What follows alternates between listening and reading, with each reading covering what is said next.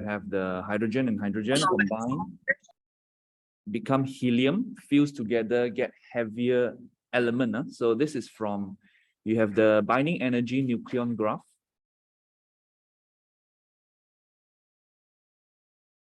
It's from the left side up. So you're fusing lighter element to heavier element. And you get helium and name the particle X. Particle X is neutron. Neutron. In nuclear fusion, okay, you get a neutron as the product. Okay, number 2, state the binding energy per nucleon of X. So neutron is, what's the binding energy of neutron? Binding energy is the energy you use to break all the neutron and proton, right? So since neutron by itself, then it's 0, you already separated it. Okay, so binding energy per nucleon is 0. Number 2, calculate the energy change that takes place in this reaction. Right, energy change. So you get total energy before the binding energy and total energy after. Now, the decay always go from less stable to more stable. So more stable means they have higher binding energy. So that means the right side of the equation will have a greater binding energy than the left side. So we take the final minus the initial energy. Okay. So here we get the change in energy equals to the final energy is, okay, helium. Be careful, this value here given is per nucleon. So you want to times the number of the nucleon. Okay, helium is 4. So 11.3290 we times by 4. 11.3290.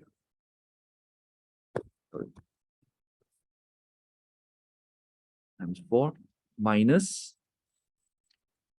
4.5285 into 3, and then plus these two together. 1.7813 times 2. Okay, now power here, this is a factor of minus 13. So here I put minus 13.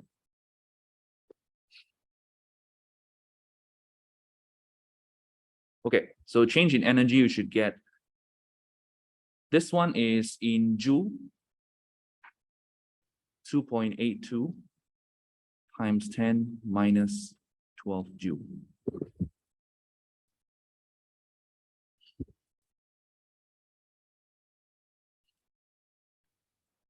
Okay, next one. Now, use your answer in number 2. Determine the energy release when 2 grams of deuterium reacts with 3 grams of tritium. Now, this one, you have to first get the number of moles, because you have the mass. Okay, let me take the equation down here. H, tritium and deuterium. So 2, 1, 3, 1. Fuse together, you get helium 4, 2 plus X. Okay, so if I mix 2 grams of deuterium with 3 grams of tritium, now this energy that you calculated from the previous one, 2.82 times 10 power of minus 12, this is the energy released. You can see very small, so 10 power of minus 12 is very small energy. It is just the energy released in one reaction only. One reaction, that means like from the equation is one atom with one atom. So here, if you have the mass, then you want to calculate what is the total number of reaction that takes place, the total number of atoms, right? So we find the total number of atoms, we find the number of mole. So you have the mass, and this is atomic number is the molar mass, right? So molar mass is equals to what? This number represent what? Molar mass is the gram per mole, right? Gram per mole. So it's like mass over number of mole. Okay, so in this chapter, you want to use the mole concept in some of the calculations. Molar mass equals to mass over number of mole. Okay, get the number of mole here. N equals to mass over molar mass. 2 gram over 2. So that's 1 mole. For this one, same. This one, 3 and 3 gram. Okay, yep, come 3 grams. Again, you get 1 mole. So 1 mole of this, you mix with 1 mole of this. And 1 mole, you want to times the number of particles. Okay, so that means one reaction produce 2.82 times 10 minus 12. So if you have 1 mole react with 1 mole, then we take the energy times by the number of particles. 2.82 times 10 to the power of minus 12. This is one atom. We times by 1 mole, which is 6.02 times 10 power of 23 particles. Okay, then you get the total, the energy release. And that is about 1.70 times 10, 12 joule. So become a very large energy, is a tera, 10 factor of 12. So that is how much, usually in the nuclear fusion, you have very, very large energy release.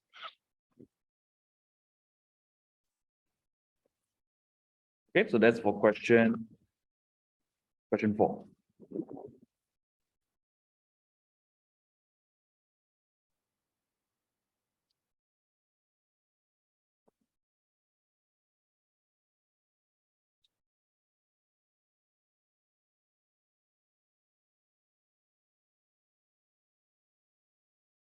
Okay, next one.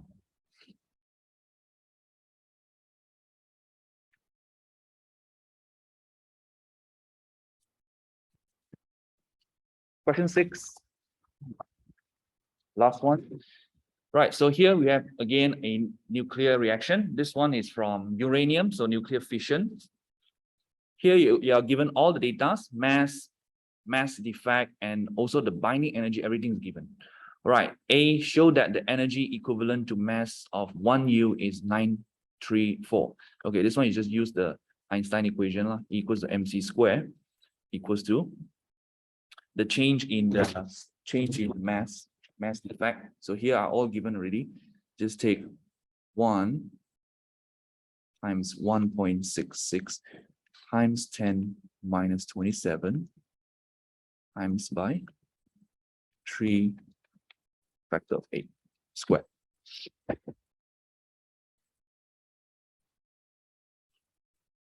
Okay, so 1U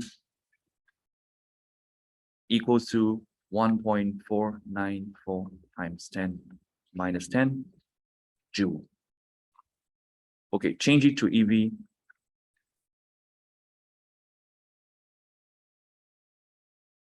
Divided by 1.6.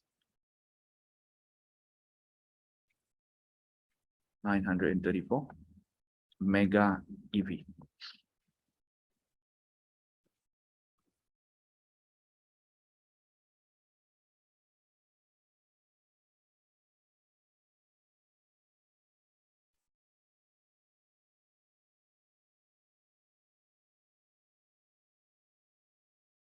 Okay, B1, use the data from the figure to calculate the binding energy per nucleon of a nucleus of uranium. Right, so we get this one, binding energy per nucleon.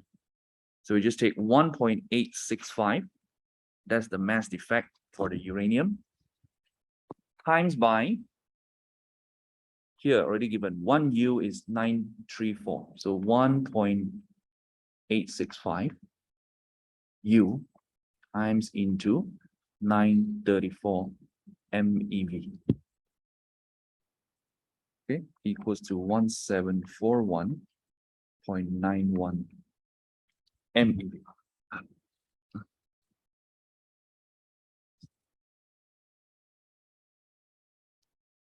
Divide by per nucleon, so 1741.91 0.91 MeV divided by 235 nucleons.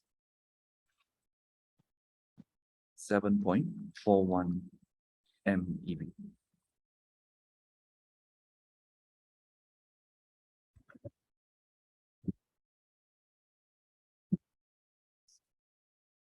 Okay, now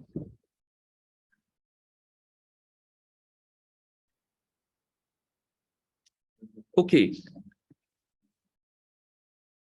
number 2, nucleon number of an isotope of element rutherfordium is 267. State whether the binding energy will be greater than, equal, or less than. Okay, just look at the atomic number 267. So in the binding energy per nucleon graph, again, you have the shape like this. Uranium is the N one, right? The one towards the right side. So 267 is further to the right. So that is the curve slopes down as you go larger and larger. So that means 267 being further to the right will have a lower binding energy per nucleon. Okay, so remember your y-axis is binding energy per nucleon. Okay, so the bigger the size, the less stable. That's why they have a lower binding energy per nucleon. Less than uranium-235.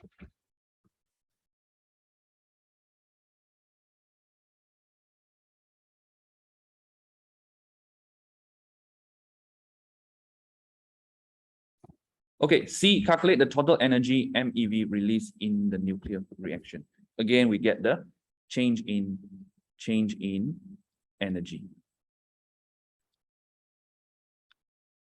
from our equation. Okay, so you have already the binding energy. You just minus lah. Again, the right side should have a greater binding energy than the left side. So we do, okay, initial 7.412 times 235. Initial is the uranium on the left side, and the neutron. Okay, this one already got 1741.82. And final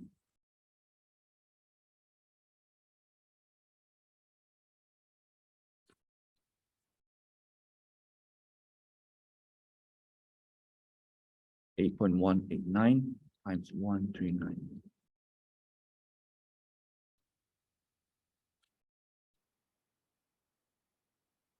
Okay, so difference in energy equals to 199 MeV.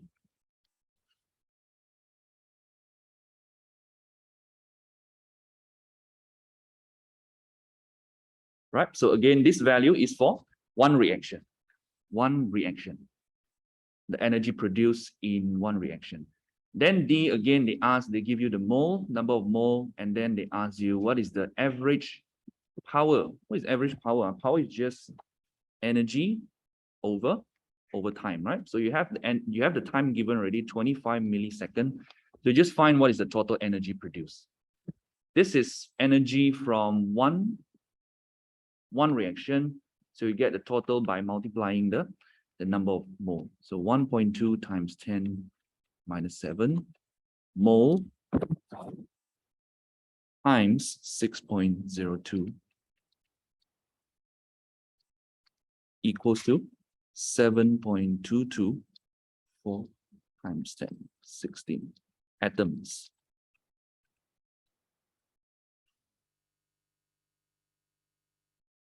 So total energy in joule. Okay, because in the power equation, energy cannot be in electron volt, so you have to convert this one. Total energy in joule equals to 199 MeV. You times by the number of particles and then change to joule.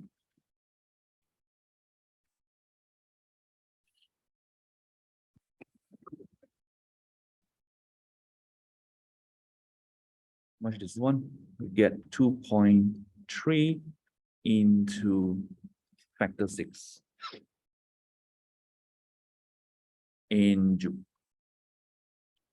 Right, so power equals to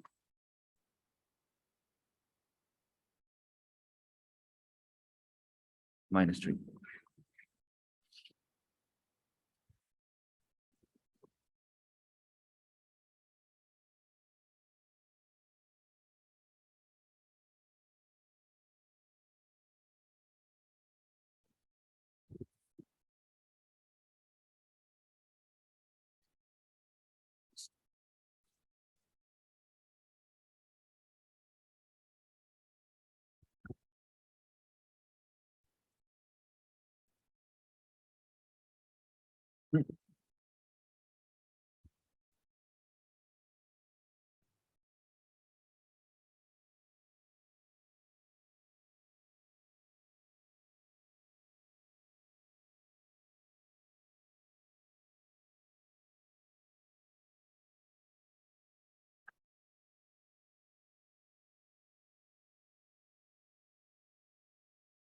Okay, now let's continue. I'll go into the decay law. Okay, things that I want to highlight in the decay law.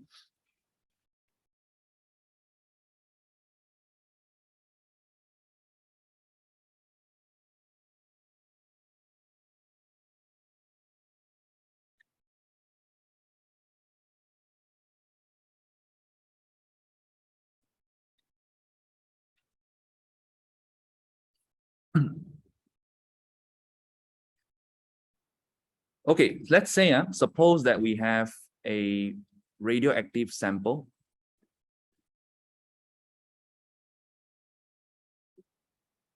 We have an unstable sample that can decay.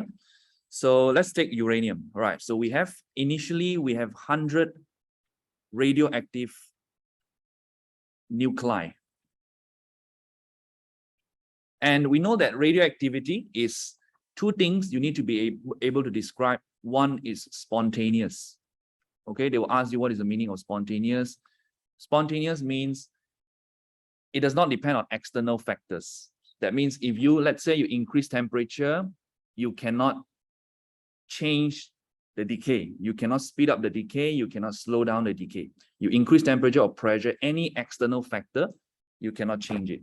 Not like normal chemical reaction. We increase temperature, the chemical reaction increases.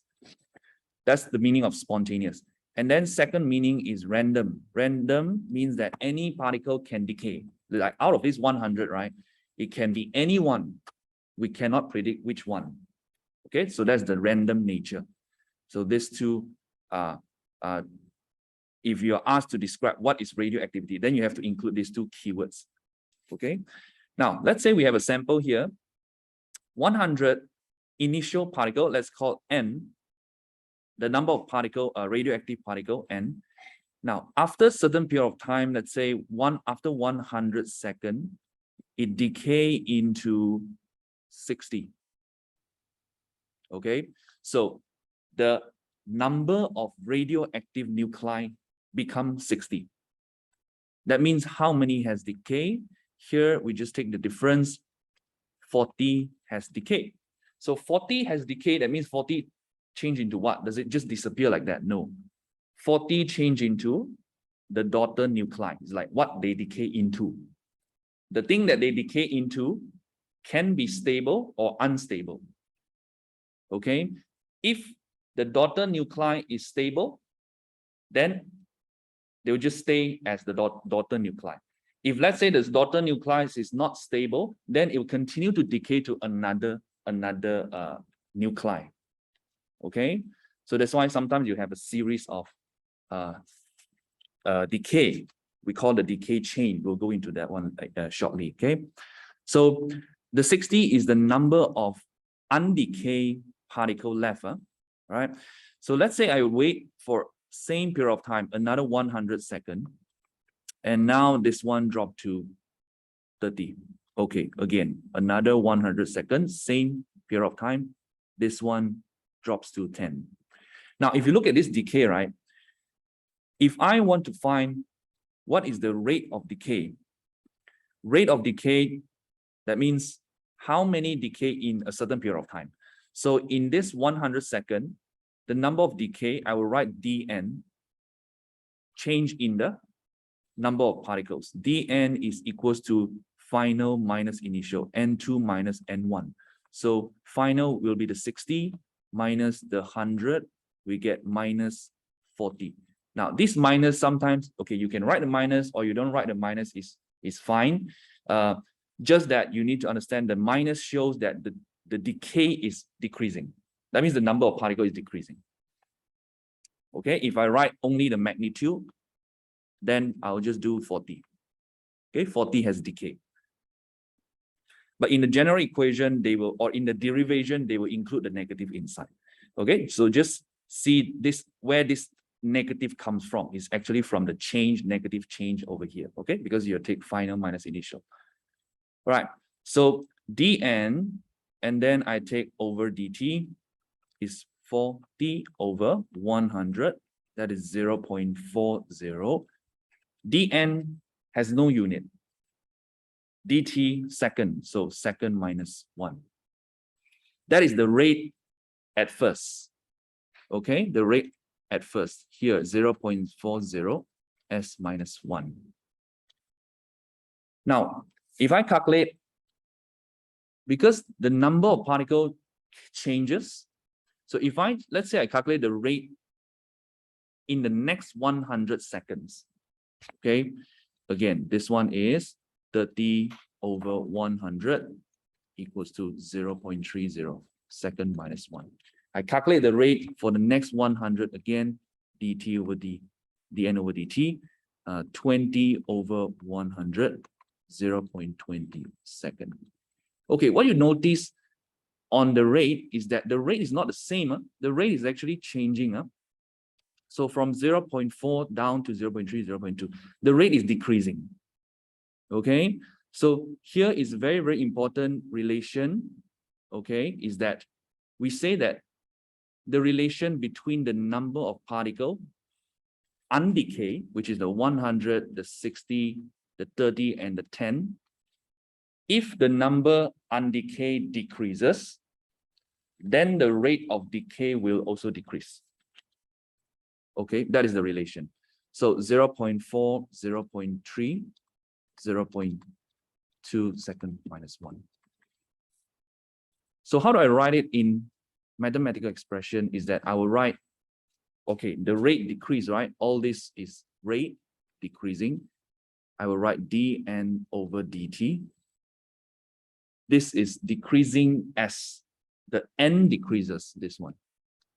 So they found that this happened to be proportional to the number of particles remaining here. Okay, so this relationship means when you have less n, the rate actually decreases. When you have less n, so after 300 seconds, you have 10 remaining. What is the rate of decay here? It's going to be less than 0.2. Okay, so the lower the number of radioactive particle, the less it's going to decay in 1 unit time. Yeah, so that's where we get this relationship from. Now, dn over dt is proportional to the number of radioactive, the number of undecayed radioactive nuclei. This one, okay, undecayed. This is the decay law. Okay, this is what the decay law is saying.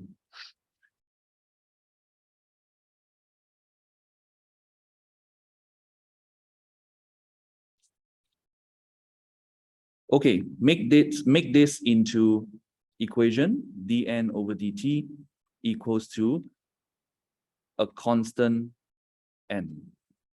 Now, they choose the constant to be lambda n, and they put a minus in front here. Again, why do we have a minus here? Because the minus is from our dn.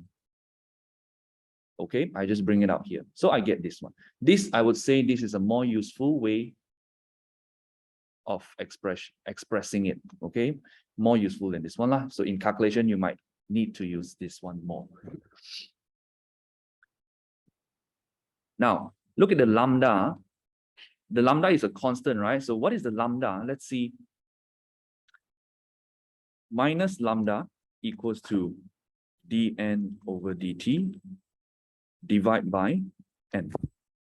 Okay, I bring the lambda, make the lambda the subject. Lambda equals to minus dn over dt over n. And this one, I can write it as dn over n slash t. I exchange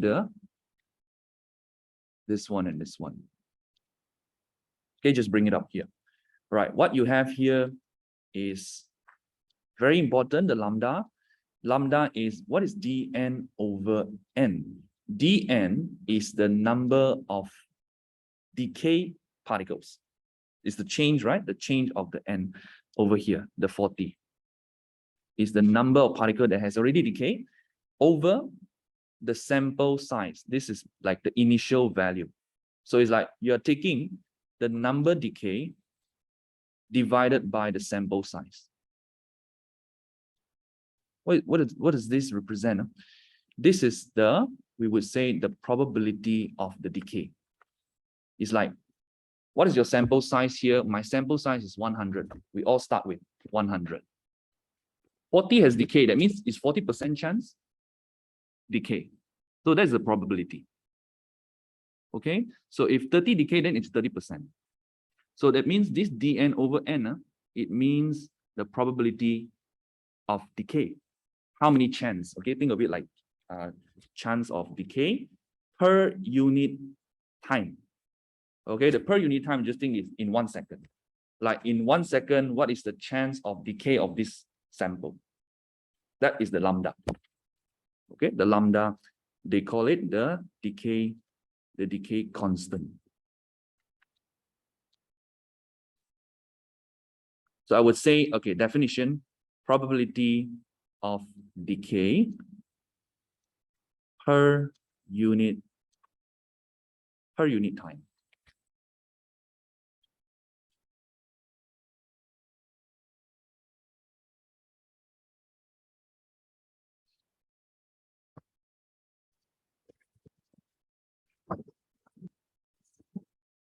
Okay, so that's the decay constant. Now, just an example here, just in case if you still feel not very familiar with these things like decay constant and decay rate and what is the relation between it. Okay, here's how you can brain this thing. All right, we'll see like the difference between decay constant and decay rate.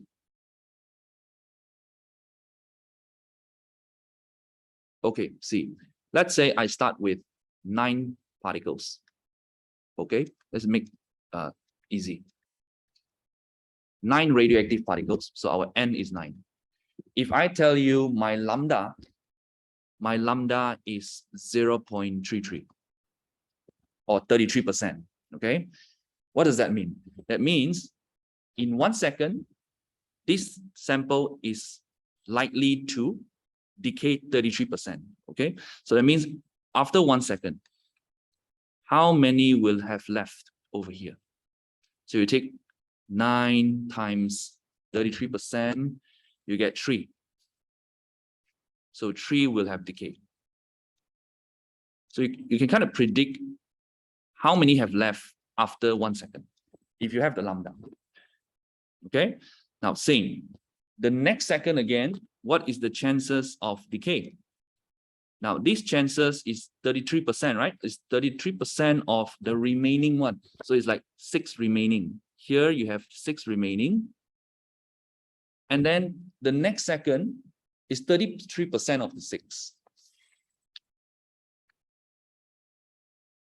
It's 2. That means after 1 second, you have 2 decay again. 4 remaining. Okay, so that is what the lambda means. This is what the decay constant means. the chances of decaying in 1 unit time. Now, how do I relate with the rate of decay? The rate is not the chances. The rate is like how many decay in 1 second. If you look at the first second over here, is 3/1. That's the rate. 3 seconds minus 1. Over here, how many has decay? This is 2. We have 2 decay in 1 second. Okay? Yes. 6. Yeah. All right.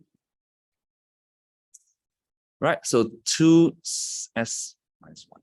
So the rate is different, but the lambda is the same. Okay, the lambda is the same. The decay constant, the probability of decay every second is the same, but then the rate is different. This is because of the n is changing. It's because of the n here. Right. So this is how you can think of the decay constant and the decay rate.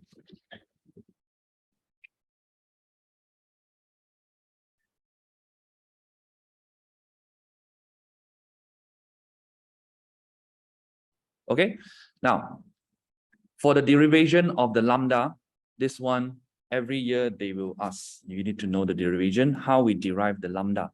Okay, so we will do a little bit of derivation here. First, let's start with our decay law, dn over dt minus lambda n. Okay, so you know how we get here already. So from here on, we'll do, okay, move the n. 1 over n dn minus lambda dt. Integrate both sides. dn integrate minus lambda dt. This one, integrate 1 over n, you get ln n equals to minus lambda t.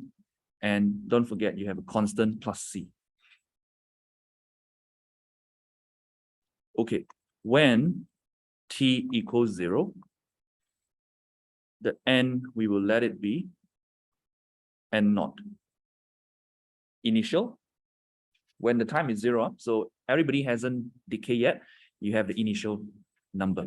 So ln, yep. Yeah. After the free. Yeah, free. After that, you can default. Yeah. All right. So here, put in this one 0. Then we have ln n naught equals to minus lambda. And this is 0 plus c. So c equals to ln n naught. Okay, sub back into our equations.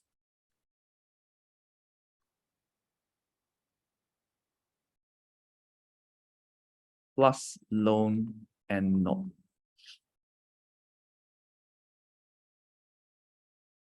Okay, so move this one.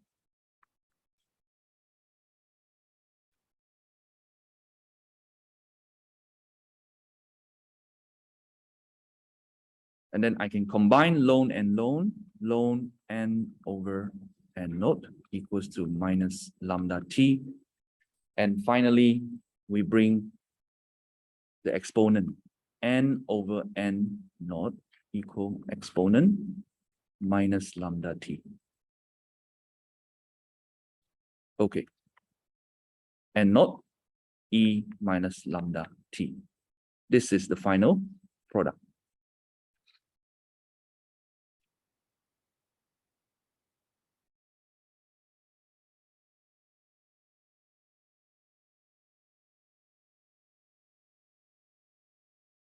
Okay, now this modeling, the decay is very general. It's like you see it everywhere, not just the radioactive decay. It can be the, let's say, example, like the rate of pregnancy, okay, with the population of female. That is also, they use the same modeling, right? The rate of pregnancy decreases as the population of female decreases. Or it can be like the number of customer buying Okay, the rate of customer buying, and the number of customers, like the number of cold calls that you make.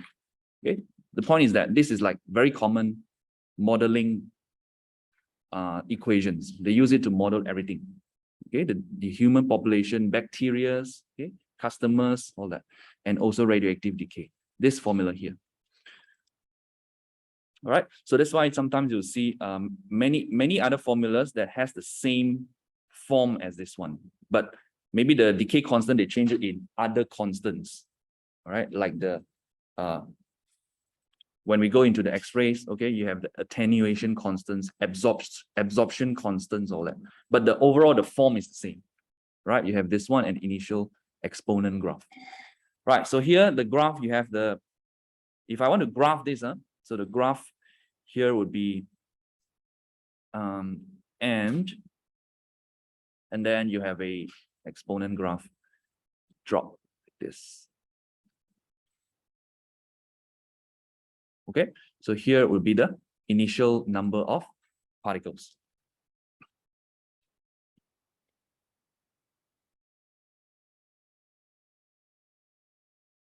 After half of the original amount, T, I will write this T half. It's like 1 half-life. Okay, 1 half-life, so the amount reduced to 50%. And after 1 more half-life, you just divide by 2 again. So N naught divide, you get half 4, T another half-life, 2 half-lives. Okay, so this equation represents the graph here. And where does the lambda comes in? If you look at this equation, right? If I say that the lambda is high, it's like you have a greater lambda, how would the line change? Like, how would the lambda affect the shape of the graph? If you think about lambda, again, we come back to the definition of lambda is probability of decay, right? The chances of decay in 1 second.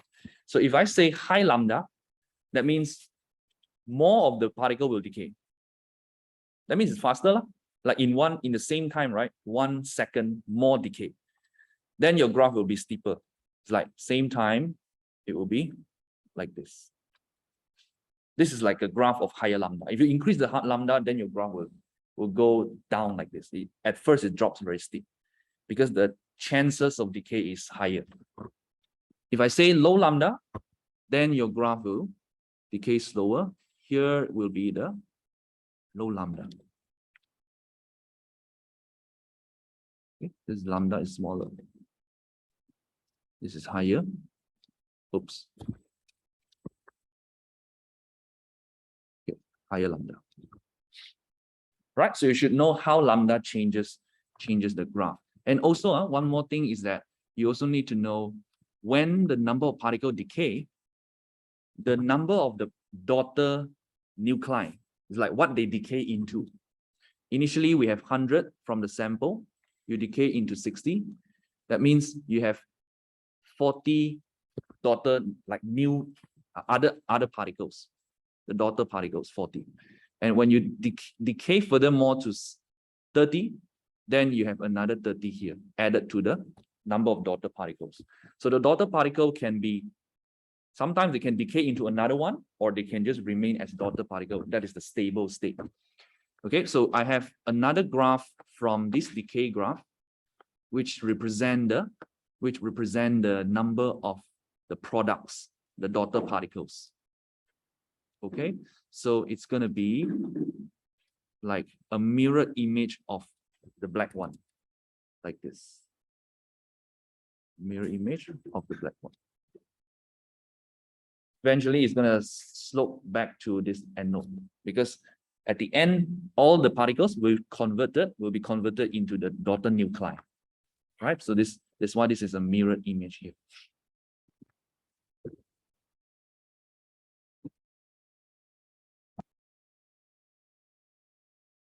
Okay, now, what else is, okay, come to the derivation of lambda.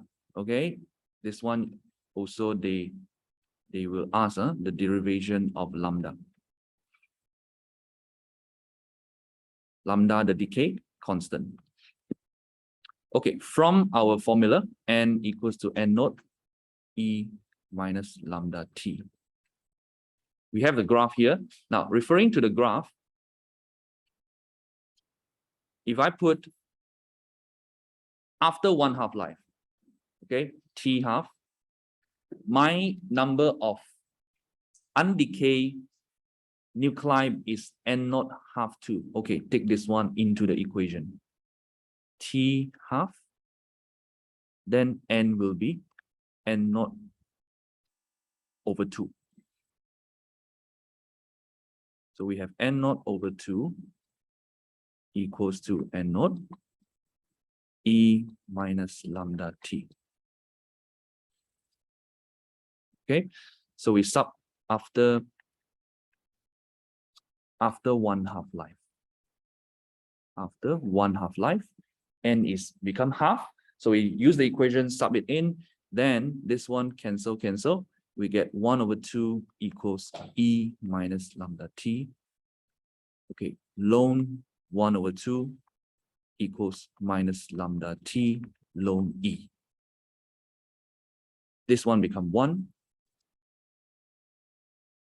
This one I can write it as 2 minus 1. And then the minus 1, I bring it in front.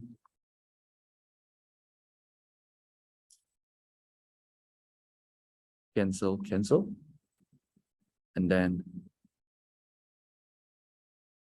lambda is ln 2 over. Okay, this should be the t half. Okay. Because I sub this one in. Ln over t half. Okay, this formula is given in the formula sheet in front of the paper, but then the derivation, again, you need to know the steps.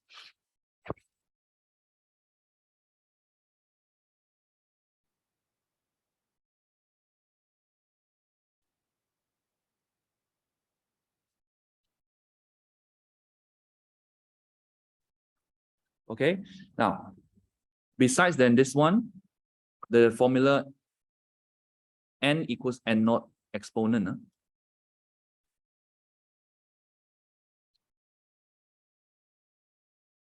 Your graph is like this, right?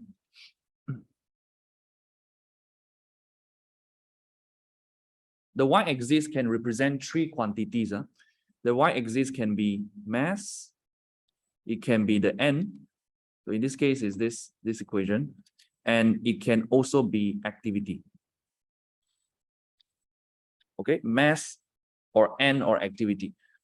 That means if I have a sample, let's say I have a sample here, I can measure the half-life by looking at the number of atom left, n. So after 1 half-life, it would be half the number of atoms, or I can measure the mass, right? If the mass is, let's say, m, then after 1 half-life, the mass again will decrease by half. So there are 3 ways to measure it. You can measure the number of particles, you can measure the mass, or you can measure activity of the sample. Activity, basically, it means how many emission per second or per minute. Okay, it will be like 200 per minute. How do we calculate like 1 emission? 1 emission is like, let's say you have a sample here, 9 particles. When 1 particle decay, then you will hear, we count it as 1 emission. Okay, so 1 particle, 1 single nuclide decay, it will be 1 emission. How do we detect it? We will use the GM tube detector. Okay, the GM tube detector to detect it. It will produce a sound. Every time it decay, it release the radiation, then it will produce a crackling sound, okay, in the device. So you can count the sound, how many cracks in 1 minute. Okay, so that is activity. How many emission in 1 minute? So if I say 200 emission in 1 minute, then that means in 1 minute, 200 particle has decayed. right? So the activity after one half-life will also be half, so 100 per minute. So if I say there are three quantities you can measure, that means your y-axis of the decay graph can be either mass, number of particle, or activity.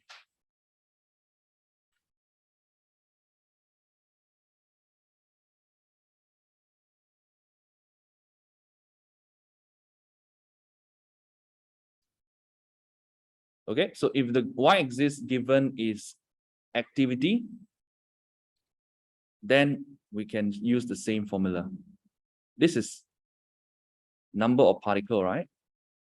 And if it's given in activity, then we'll use activity equals to activity initial, E minus, again, the same, lambda T.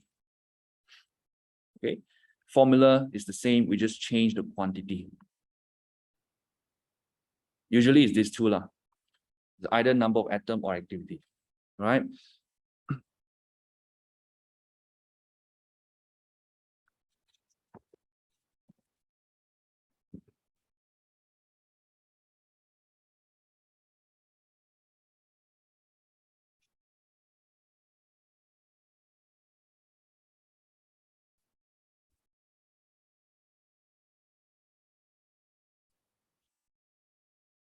Right.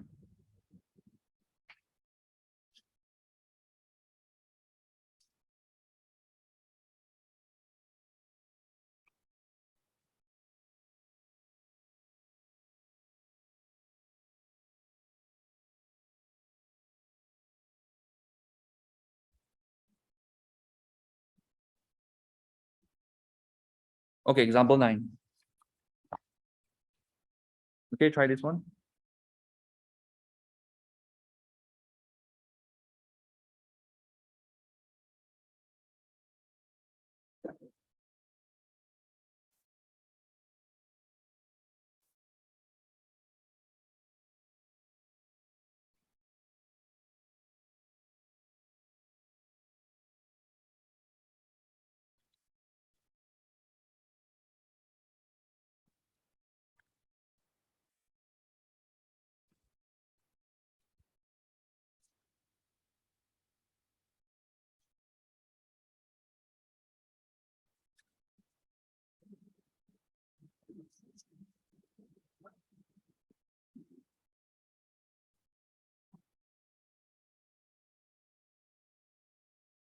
This is the half-life example.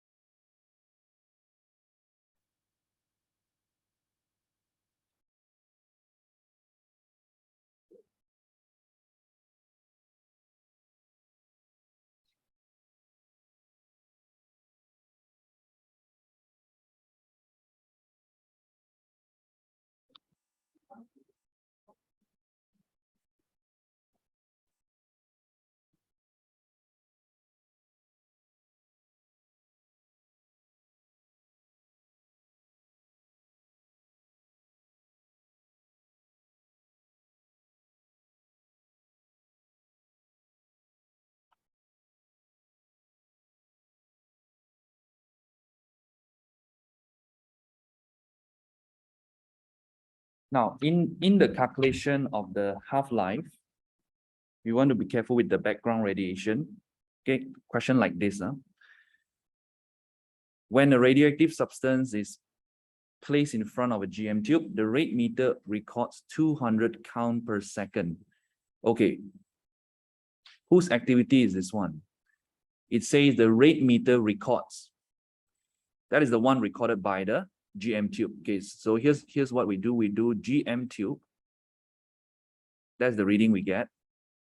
Is equal to the sample. So the tube is reading the sample activity and also the background radiation. Here it says the GM tube pick up a background radiation of 20. The background radiation can be from the surrounding. Okay, it can be rocks, soil. Okay, anything that is radioactive that could decay and produce radiation. So I'll write here sample plus BG. Okay, so the GM tube, you are pointing towards the sample. It is recording the activity of the sample, but then it could pick up some other radiation from the surrounding as well. So the tube here record 200 emission in 1 second. Okay, let's write down 200 emission in 1 second. Okay, after 24 minutes, the reading of the rate meter drops to 42. Okay, let's write down how much is the background radiation. It says here 20 count per second. Okay, background maintain 20. Background is always the same value. The same value. It doesn't change. It's like 20, 20, 20. Throughout the decay is always fixed at 20, 20. Okay, so if 20 is from the background, then the sample is, we take this one minus this 180. So that means this is the actual activity, the real activity of the sample, not the 200. That is with the background one. So the sample activity is 180. That's the initial starting. Then we write 1 half-life becomes 90. This will remain 20. And what will the GM tube read after 1 half-life? We find it by adding these two. So 110. So common mistake is that sometimes we will divide the 200 by 2. Like when we find the half-life, okay, you take 200 divide by 2. That is not the right way because this is the reading of the GM. Okay, so you want to half the sample activity. This reading you find by adding these two. Okay, we continue. Find next one after one more decay. This one is 40, 45. This one remain 20. Okay, 65. Until when? Until they want the reading of the rate meter drops to 42. So they want the GM reading to be 42. So you do one more. Lah. This one, 22.5. This is 20. This is 42.5.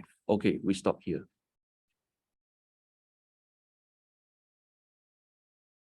So when the GM tube gives me 42.5, how many half-lives has gone through? 3 half-lives. So 3 half-lives after 24 minutes. So you can calculate that. So 1 half-life is of the sample is 8 minutes.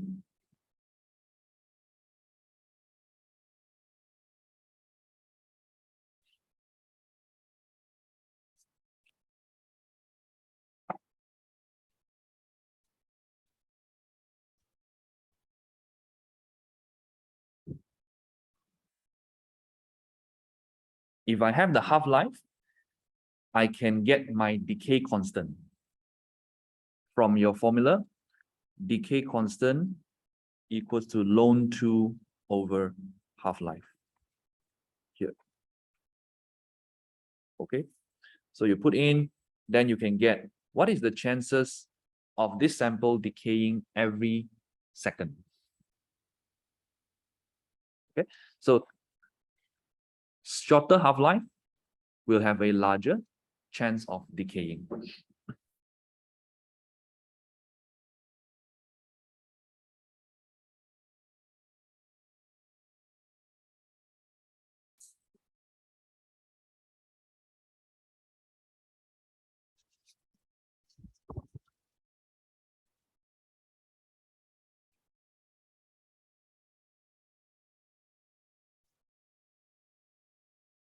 Right, so the thing about activity, right? Activity is actually, because you see the unit, activity is count per second. And we mentioned just now, how much is one count? One count is one emission. It's like one particle decay. So we can also say activity is number of decay per second. Number of decay per second.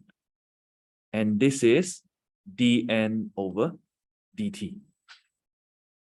We come back to this again. Activity is actually dn over dt. It is the rate of decay. Okay, so rate of decay is activity.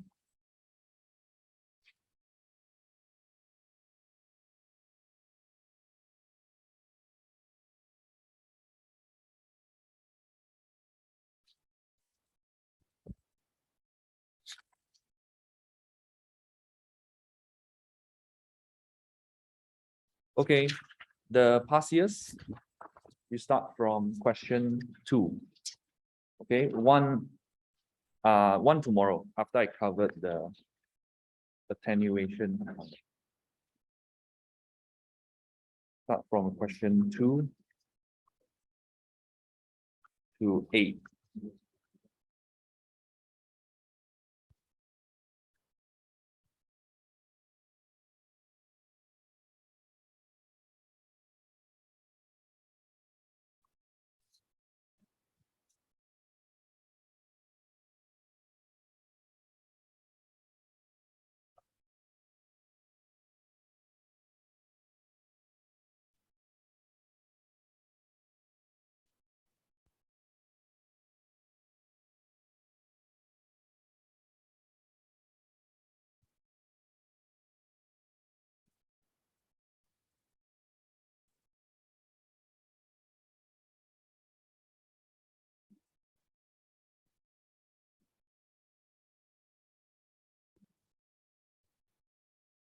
Okay, I'm sending the file in the group for the online students.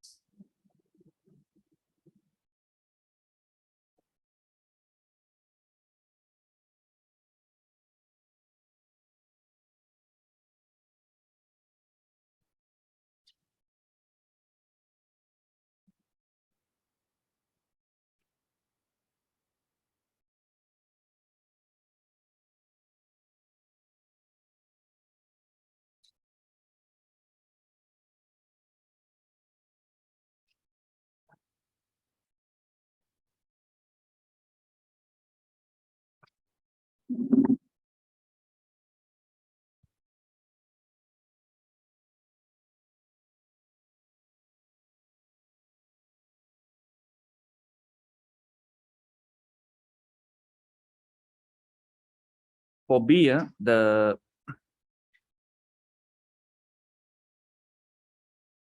number 2B.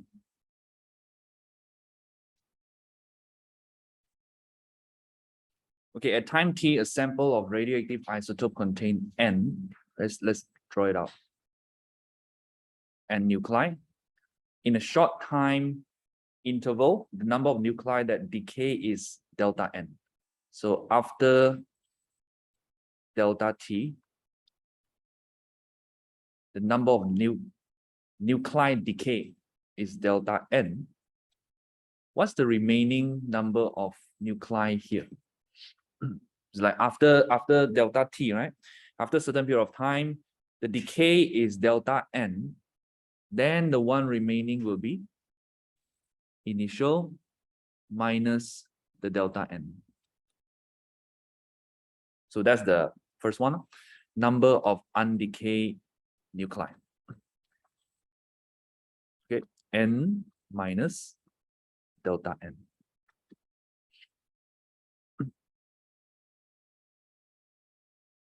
Number two, the mean activity of the sample during the time interval. Okay, so again, activity is the dN over dt. D, I can write it as delta N over delta T. Delta N over delta T.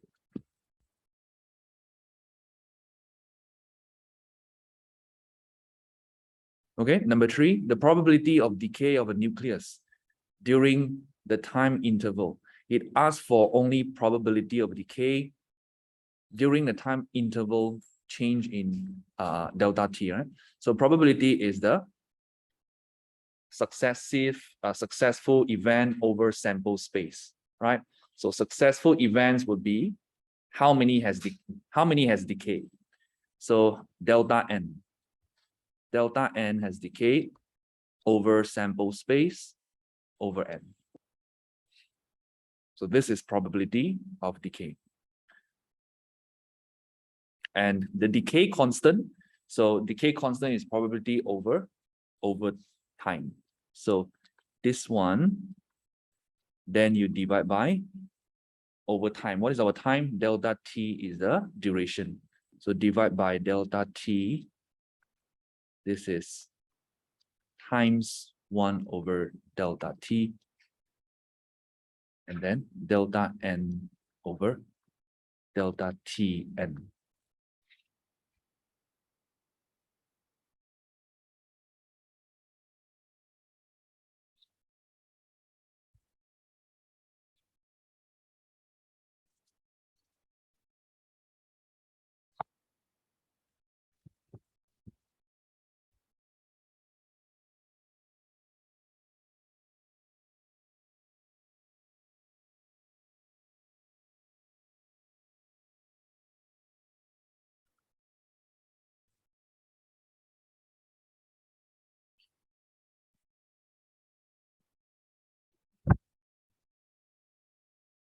Okay, so C,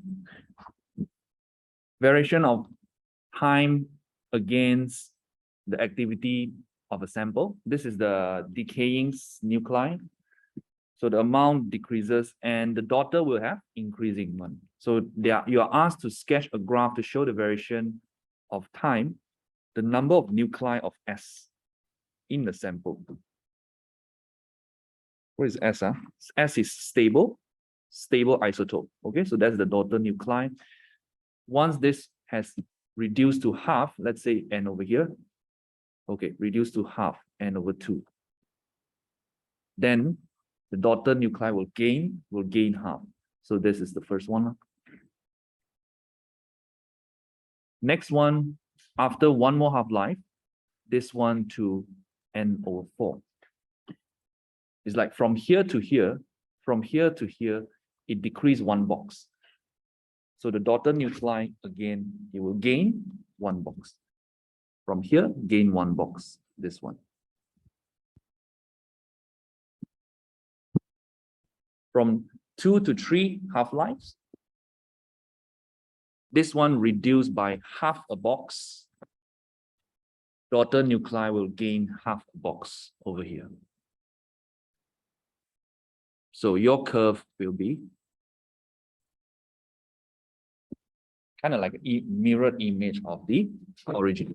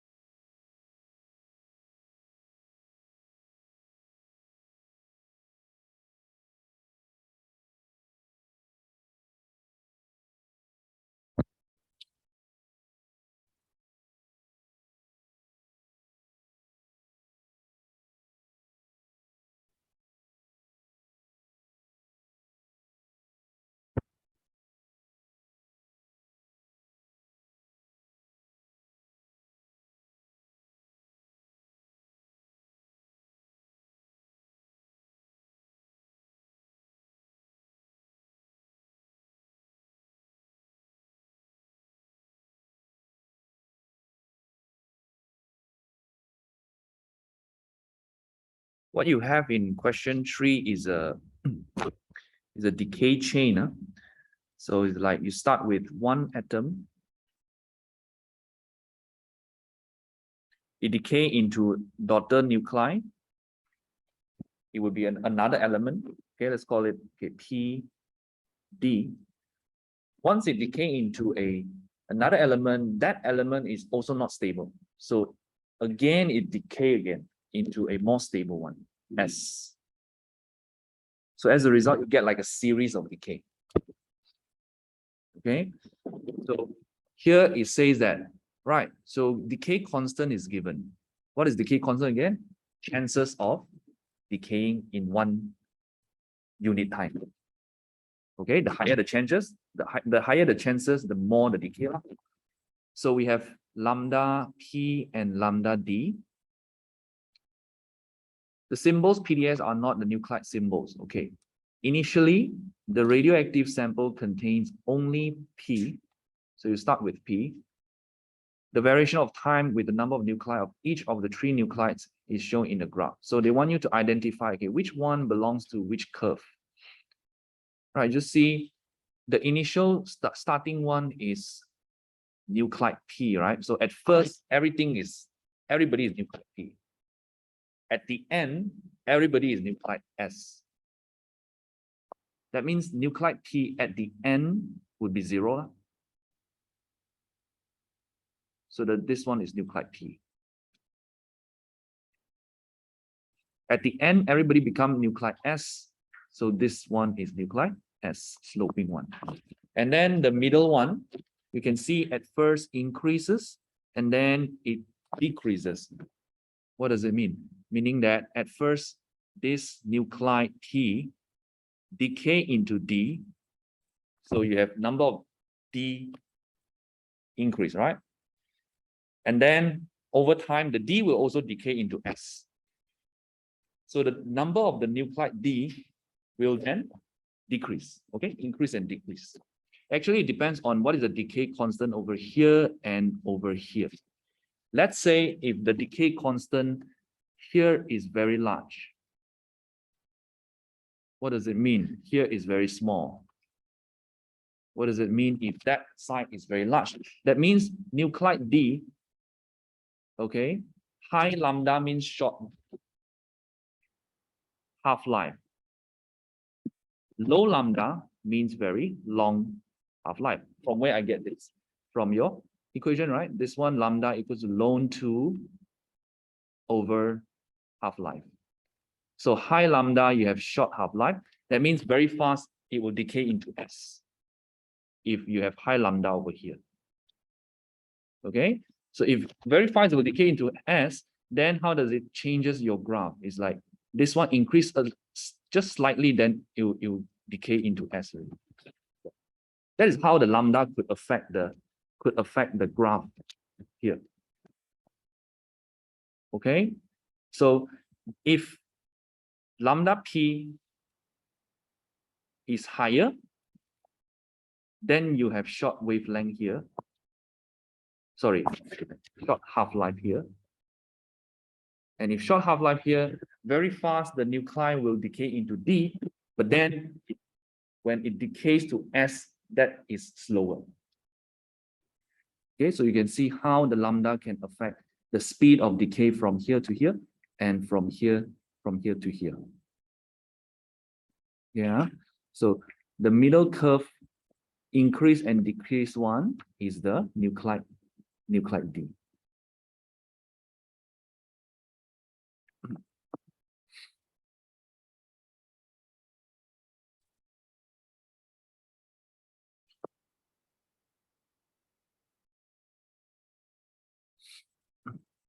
Let me erase this one.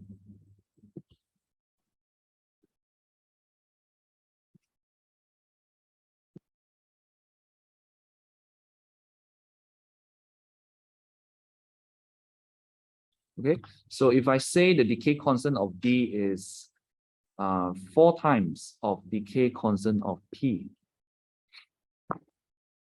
that means the half-life is,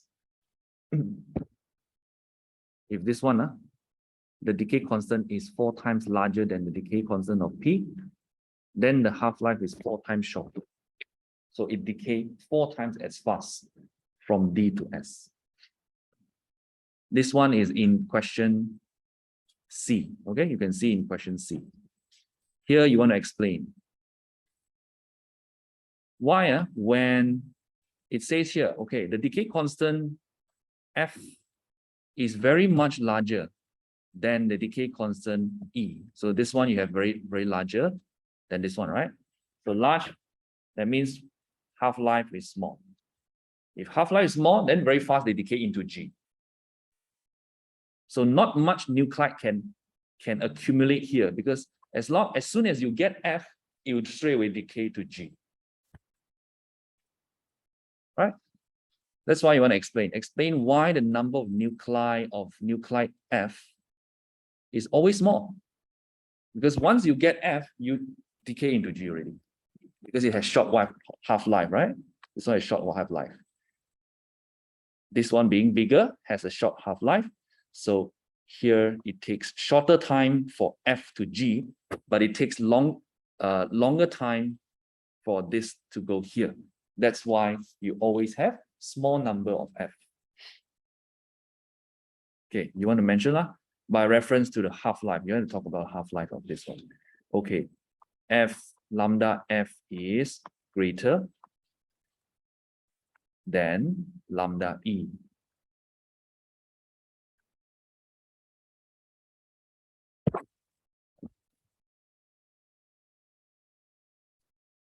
A large lambda will have a small half-life. Should be a short half-life, not small.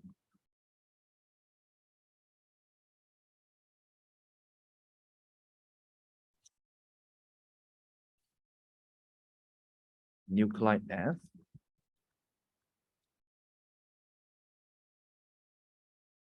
takes shorter time to decay.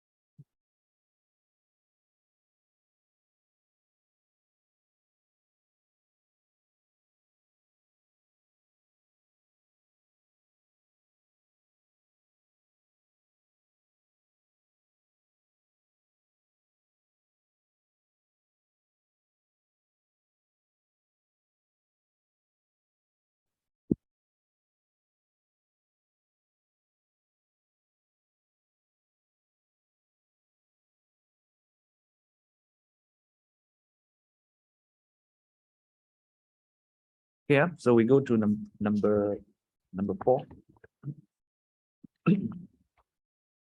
If you can do, you continue your. If you cannot do, then you look here. If you can do, you just continue. Number 4 here. Okay, number 1, use the gradient of the line to determine the activity in BQ. What is BQ? BQ is becquerel. B is CQUE REL. This is the unit of activity. What is the activity again? dn over dt. Basically, the rate of decay activity. Okay, the unit is becquerel or second minus 1. It's the same thing. Okay, second minus 1.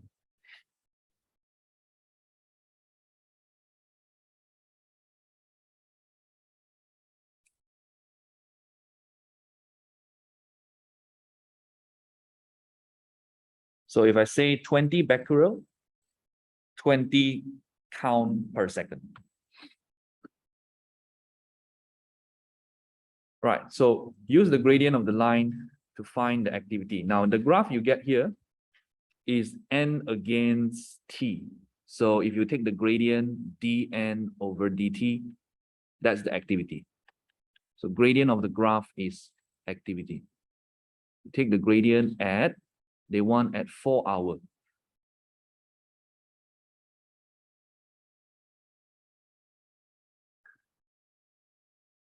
Okay, I will try to draw a tangent here.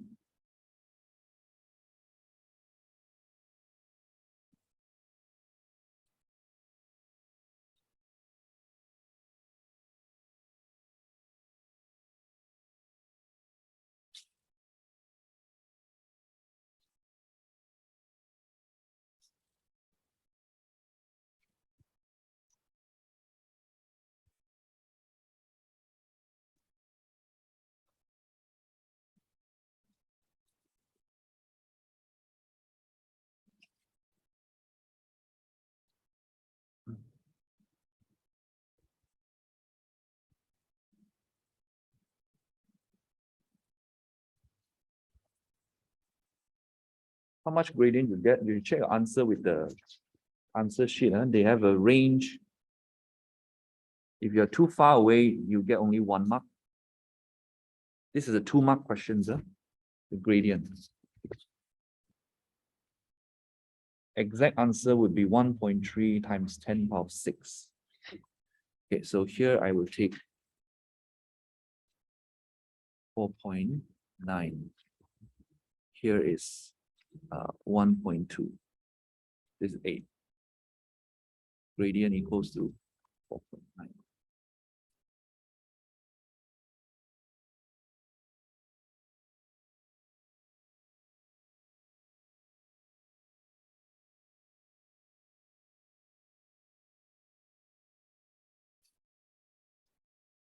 Unit in second, the x exists.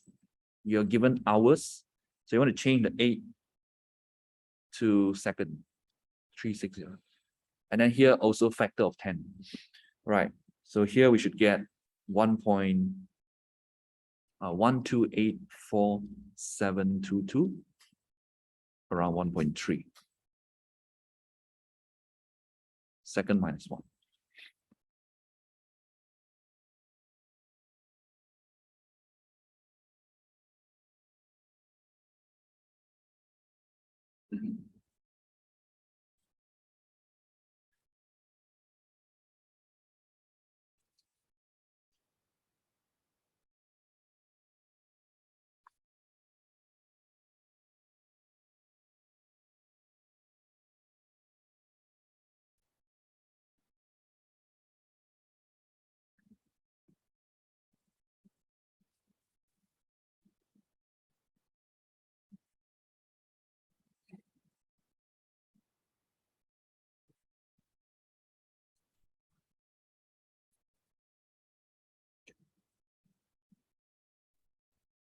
Right, number 2, use your answer in 1 to show that the decay constant is approximately 4 times 10 minus 5. So your answer in 1 is activity. They want you to use the activity to show the decay constant. What is the formula that relates these two together, activity and decay constant? You have one formula,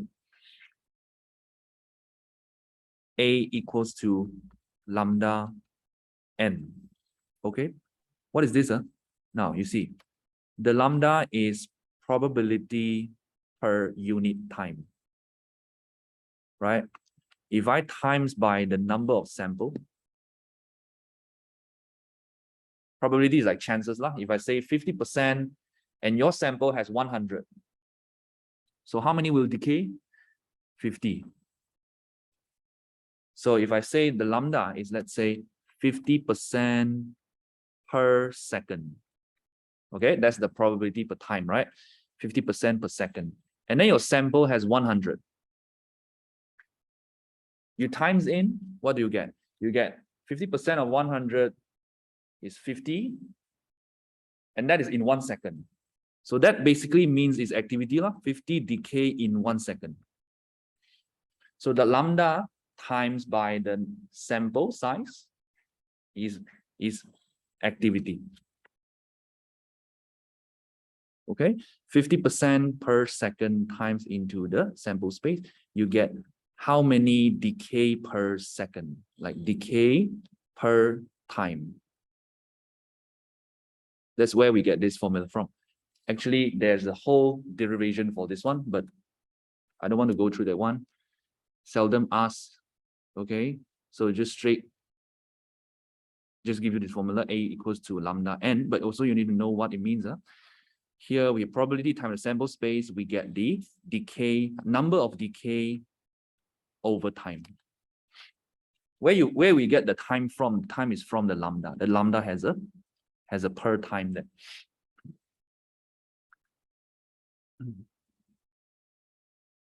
Okay, this one very often you will use this A equal lambda n. Okay, so there you have all the formulas. Okay, A equal lambda n.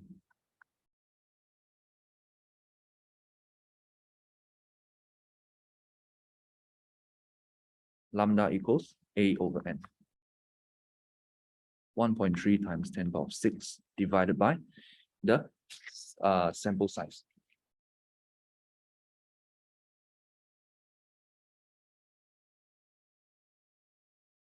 Where is it? At 4. Okay, let me write the solution down here.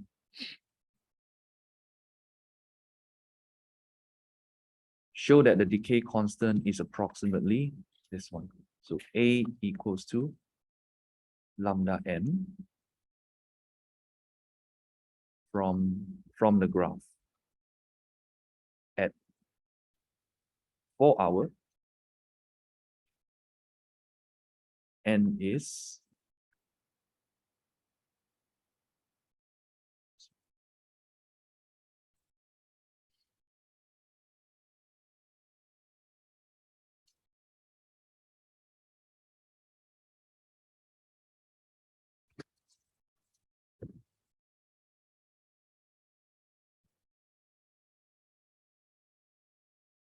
okay, because the activity we find is from this activity we found from your previous answer, 1.3 times 10 power 6 is at 4 hours.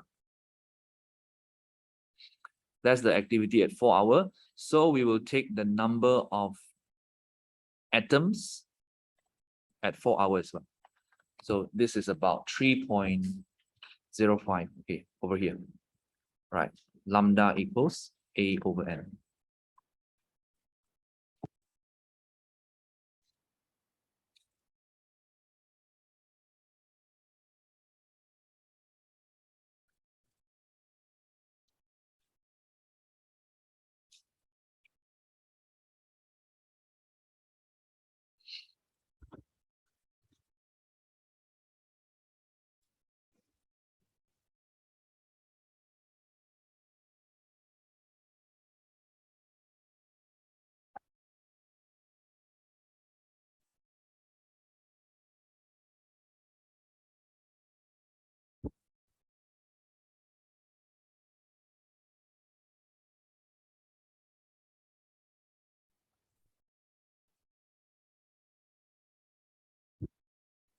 Okay, see.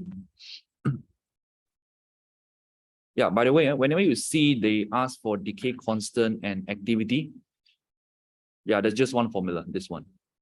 Okay, whenever you see activity and lambda together, it's always related to this one. All right, C, a sample of a different radioactive isotope has initial activity of 4.6. The sample must be stored safely until its activity reduced to this one. So initial, that means that's A naught. And then it is reduced to, after a certain period of time, it becomes this one. So I'll just do A. Okay, our equation A equals to A naught E minus lambda T.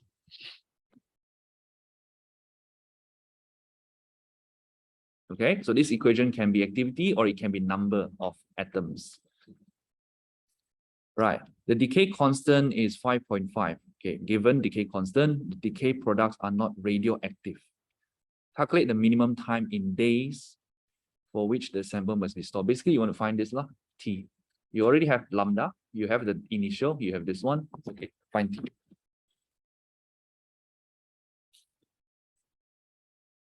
A equals to A naught E minus lambda T.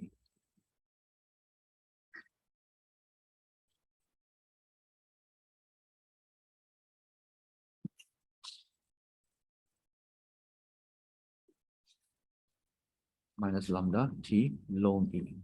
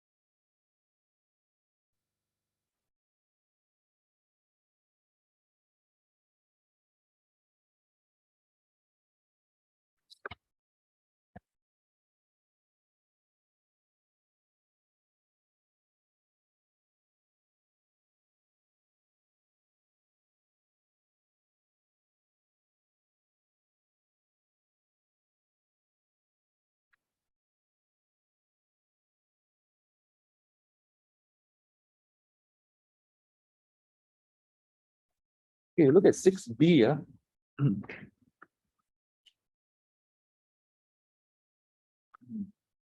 Before we go, look at 6B. See the graph is like jagged line, all this. How do you get the 6B1? The variation of time t of the measured count rate, right? So you have activity over time. And then they say state the feature that indicate the random nature of radioactive decay. Okay, why do you see like all this spiky lines like this?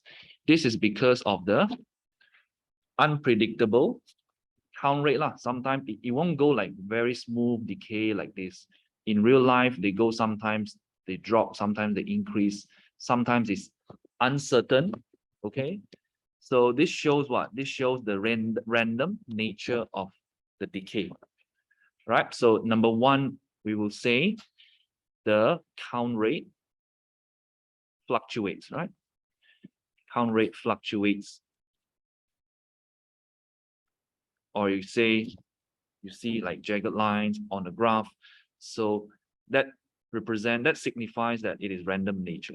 Okay, number two, use the figure to determine the half-life of the radioactive isotope. Okay, if you see this question, it's a 4 marks question. Huh? So how do we get the half-life from the graph? Okay. First thing, notice from the graph,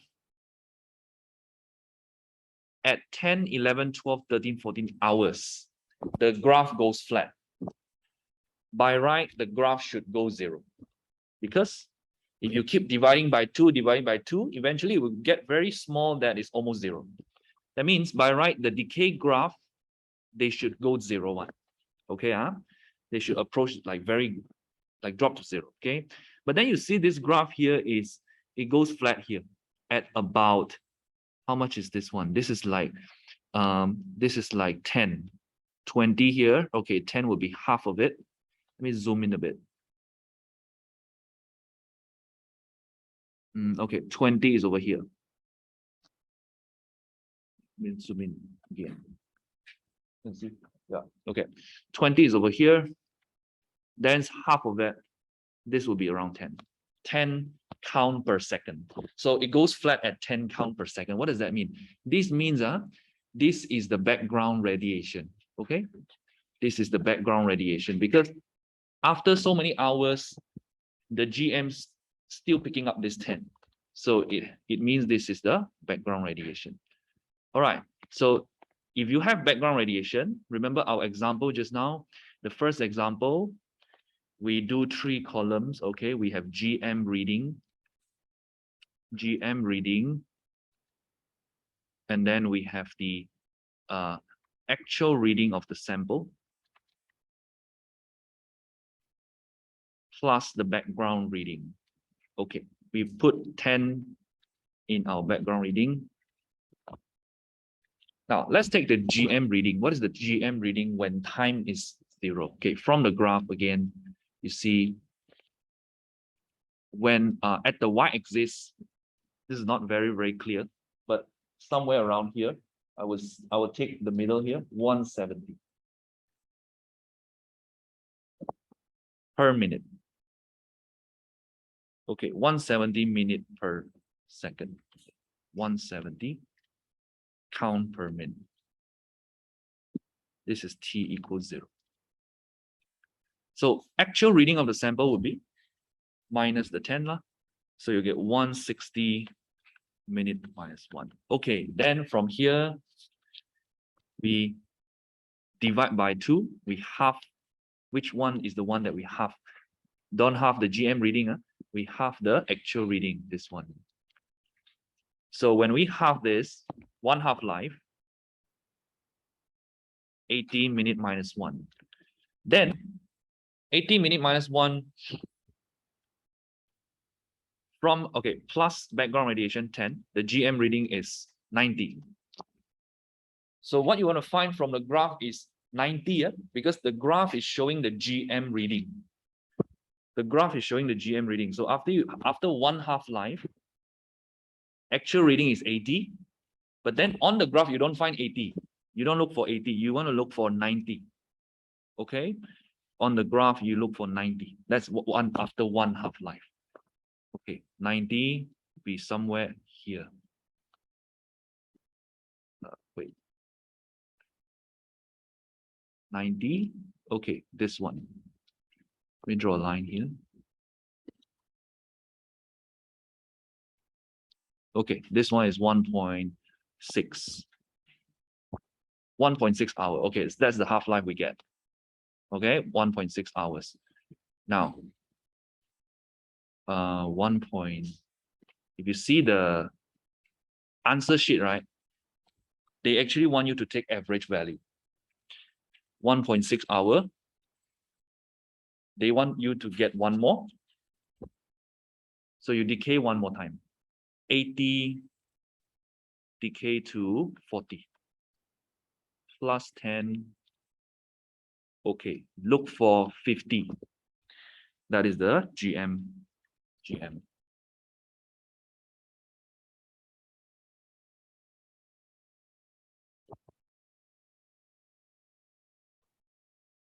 So here, 50.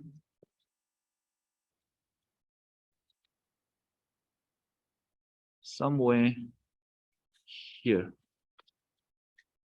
in the middle. Oops.